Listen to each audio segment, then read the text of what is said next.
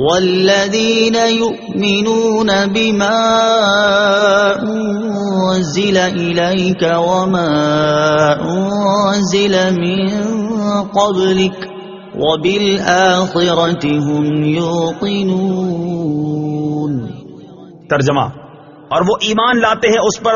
جو تمہاری طرف نازل کیا اور جو تم سے پہلے نازل کیا گیا، اور وہ آخرت پر یقین رکھتے ہیں۔ والذین یؤمنون بما انزل الیک، اور وہ ایمان لاتے ہیں اس پر جو تمہاری طرف نازل کیا۔ تفسیر صراط الجنان میں ہے،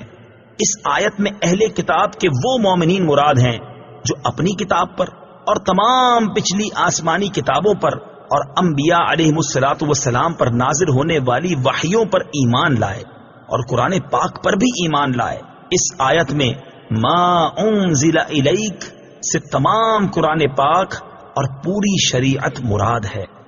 اللہ تعالیٰ کی کتابوں وغیرہ پر ایمان لانے کا شرعی حکم یاد رکھیں کہ جس طرح قرآن پاک پر ایمان لانا ہر مکلف پر فرض ہے، اسی طرح پہلی کتابوں پر ایمان لانا بھی ضروری ہے جو گزشتہ انبیاء کرام علیہم الصلوۃ والسلام پر نازل ہوئیں۔ البتہ ان کے جو احکام ہماری شریعت میں منسوخ ہو گئے ان پر عمل درست نہیں، مگر پھر بھی ایمان ضروری ہے۔ مثلا پچھلی کئی شریعتوں میں بیت المقدس قبلہ تھا، لہٰذا اس پر ایمان لانا تو ہمارے لیے ضروری ہے، مگر عمل یعنی نماز میں بیت المقدس کی طرف منہ کرنا جائز نہیں، یہ حکم منسوخ ہو چکا۔ نیز یہ بھی یاد رکھیں کہ قرآن کریم سے پہلے جو کچھ اللہ تعالیٰ نے اپنے انبیاء علیہم الصلوۃ والسلام پر نازل فرمایا ان سب پر اجمالاً ایمان لانا فرض عین ہے، یعنی یہ اعتقاد رکھا جائے کہ اللہ تعالیٰ نے گزشتہ انبیاء علیہم الصلوۃ والسلام پر کتابیں نازل فرمائیں اور ان میں جو کچھ بیان فرمایا سب حق ہے۔ قرآن شریف پر یوں ایمان رکھنا فرض ہے کہ ہمارے پاس جو موجود ہے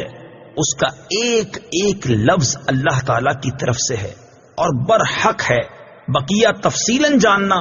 فرض کفایہ ہے، لہذا عوام پر اس کی تفصیلات کا علم حاصل کرنا فرض نہیں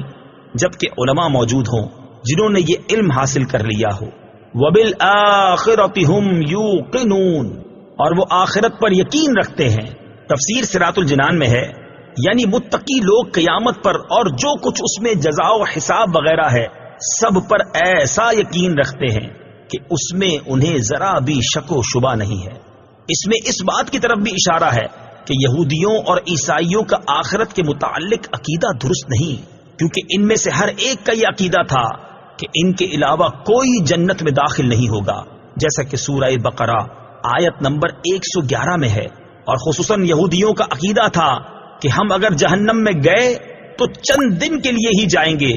اس کے بعد سیدھے جنت میں، جیسا کہ سورہ بقرہ آیت نمبر 80 میں ہے۔ اس طرح کے فاسد اور من گھڑت خیالات جب ذہن میں جم جاتے ہیں تو پھر ان کی اصلاح بہت مشکل ہوتی ہے۔